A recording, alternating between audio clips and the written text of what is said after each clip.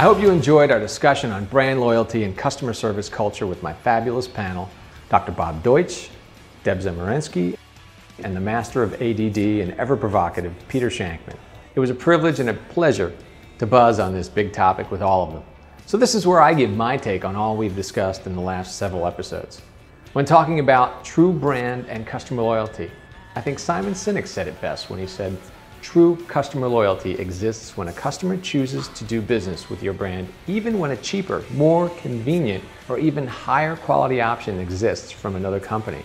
Like Apple and the inconvenience of sitting online for days to pay a lot more for the next iPhone when some other cheaper and potentially more capable phone exists, but you wouldn't even think of considering it. Yeah, Apple gets it. So how do we get to that kind of loyalty? We've already established it isn't just about having a great product, although I highly recommend you start there. I would put forth the idea that it's the culture that surrounds your product, your people who portray and embody that culture, and the manner and means in which you touch the customer, through your people first, and then all the media, which should contain a message that supports what your culture and brand stands for.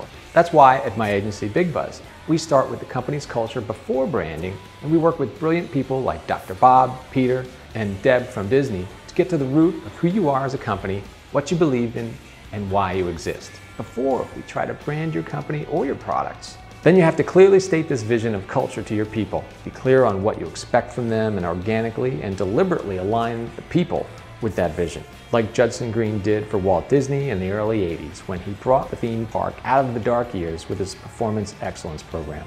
People knew what was expected. Some self-selected out, but those who stayed were on board and right fit, and they portrayed the real service vision that has made Disney the happiest place on earth. And that kind of service is available to any and every company if you have a partner to help you understand how to find it, define it, and roll it out.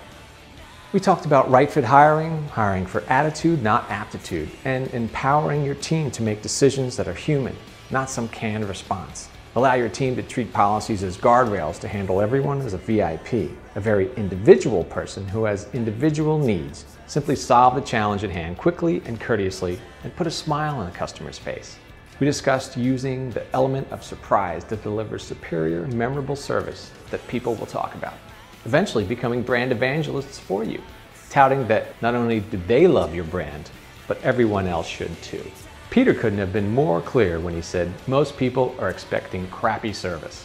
You know, getting a Diet Coke when you ordered a regular Coke, the lime when you asked for a lemon. So he implored us all just to deliver service one level above crap, and you'll surprise and delight people. And as Deb said, keep raising the bar. At Disney, people start to simply expect the magic after the third or fourth trip, so they have to figure out how to raise that magical bar higher and higher, and we know they do. Dr. Bob discussed that people need to be touched on an emotional level. Figure out what truly motivates and moves people, and deliver on that in every way, in every detail, like the details of unboxing an iPhone or skipping the line and quickly getting your rental car at the curb, or the special details of the sounds and smells of Main Street USA in Disney World. That true branding happens when your product can make people feel good, and as Dr. Bob said, help people become more of themselves. So many people fail to see the link between customer service and marketing, but we all know keeping customers is less expensive than finding new ones. We know the new economy has proven that having a friend tell me to buy a product is much stronger than any ad campaign. Ask Tony Hsieh, the CEO of Zappos, and he'll tell you customer service is the primary marketing tool that grew Zappos to the largest shoe retailer on the planet. So that about wraps it up. I love talking about this stuff, so feel free to continue the conversation and send me a tweet at BigBuzzKev. Oh, and be sure to get Peter's book, Zombie Loyalists, Using Great Service to Create Rabid Fans, and Dr. Bob's book, The 5 Essentials. And so ends Season 4 of The Buzz Bubble. Stay tuned. November and December, we'll have some of my picks for the best bites of the season, and we'll be back in January with a fantastic new 5th season. Thanks so much for watching, and keep on buzzing. Buzz Bubble out.